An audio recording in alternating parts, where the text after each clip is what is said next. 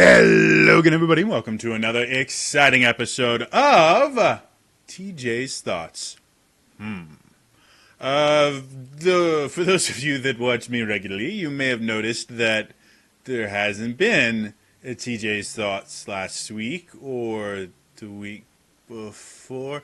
I have been massively busy with this 48-hour D&D charity event for Extra Life that's happening tonight.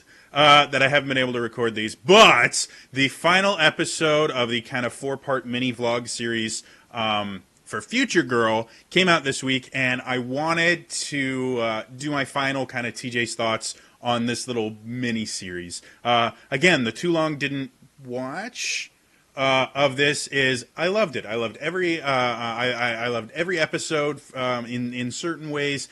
I think the best way to view it really is in its entirety. Like the whole thing makes a lot more sense and just works better in its entirety than it does in the individual pieces. Just because where one piece might be lacking a certain aspect, another piece of it will have that in abundance. So overall, I recommend watch the whole thing from beginning to end, all 4 episodes.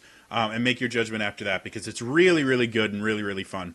So, I did do an episode on the first one, which I mentioned was kind of short. The second, third, and fourth all come in at much longer things. They come in right around 2.5 to 3 minutes, roughly. And they feel just slightly more complete. They don't feel so much as a teaser like the first one as they do just part of an episode. So, part 2.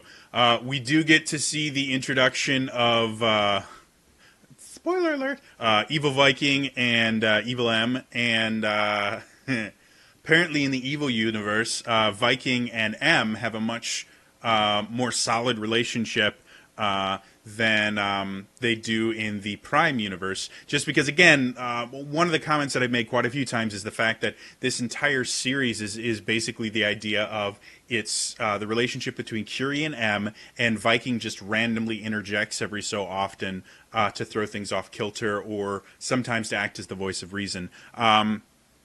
And for the original 3 episodes, I felt that Viking was very underutilized. Here, not really. Viking is used very, very well. I really enjoy the little bit of banter between Curie and Viking. It's silly. It's stupid. It's just funny. You know, it's one of those things that you would see in like a kid's cartoon where you just use really poor logic and stuff like that, and you confuse someone, and they go, "Oh, okay," and then bad stuff happens. Like, it's really, really fun. The second part does introduce the one thing that just really annoyed me about the entire thing. This is my only real complaint about the entire thing, is the evil characters in it do the stereotypical maniacal laugh joke. This joke has been done over and over and over and over and over and over and over again, and it's just not my thing. I find it really, really boring. I think if you're going to put that joke into anything, you really have to put a massive spin on it to make it entertaining. Just because, again, it's been done so often that it's just not funny anymore. The reason it was funny before was the fact that, you know, this maniacal laughter and, you know, the fact that they take all this extra time just to laugh about nothing was kind of out of place and weird. And now it happens all the time as a joke. And so, yeah, so that was the only real issue I had with it. Part 3, I have to remember what happened in that. Part 3, I personally feel is probably the weakest of the 3 parts, simply because, like I said, the first one is kind of a teaser. It sets up what the story is going to be. The second part really gives you the whole kind of plot of the story that they're telling in these 4 parts. It introduces the last of the characters that will be introduced, and it gets everything moving. The third part is just really, it's a conversation between Evil M, Viking, and Evil M, Evil Viking, and Curie, And while there's quite a few jokes in there, and overall it kind of keeps to the theme, it's a transitionary point. It gets you from part 2 to part 4.